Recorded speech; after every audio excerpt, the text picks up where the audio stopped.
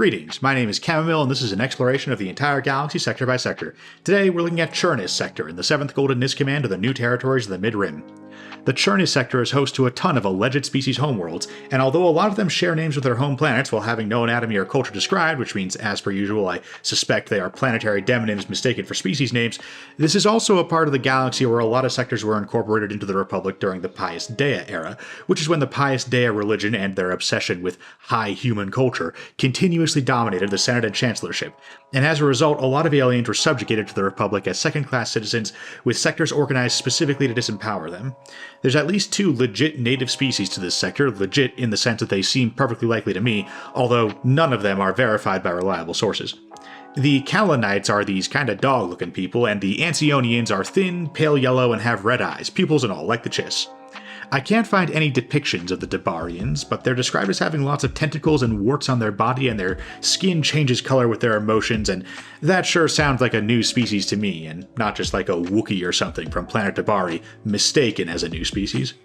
The Taro aren't native to the planet Mazgen in the Churnis Sector, but it's their adopted homeworld ever since their home system star, over an unknown space, went supernova, and they were sent fleeing into Republic space to find a new place to live.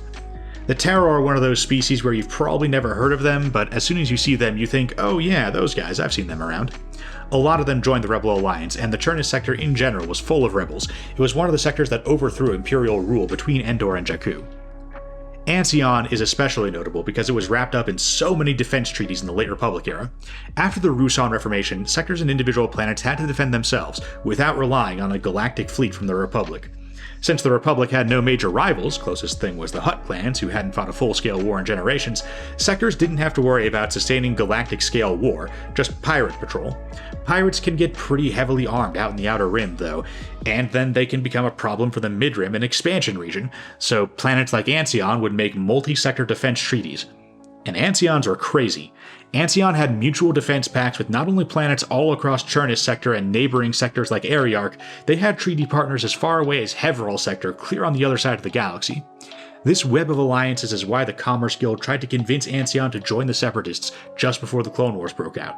They employed Hutt enforcers, this was before the Hutts had committed to neutrality in the war, as agents provocateur to try and scare Ancion's Unity Council into going Sep, but the Republic sent some Jedi to resolve things, and Ancion and their many allies stayed with the Republic.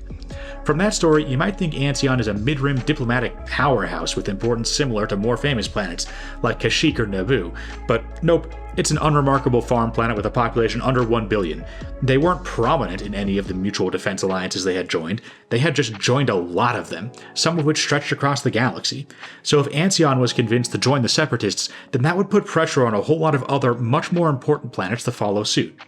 Sure, Ancion could be cut out of the Kedumite Mutual Military Treaty and the Malarian Alliance, and it wouldn't be a major blow to the strength of those treaties on paper, but it would set a precedent that planets might get cut out of the treaty if they would be economically or politically costly to defend.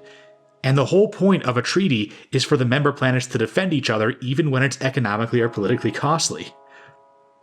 Churnis is also home to planet Namadii, namesake of the Namadii Corridor. It's not actually important, I'm not even sure it's inhabited, it's just the planet at the end of that hyperspace route, and it shows up on maps a lot, so here it is.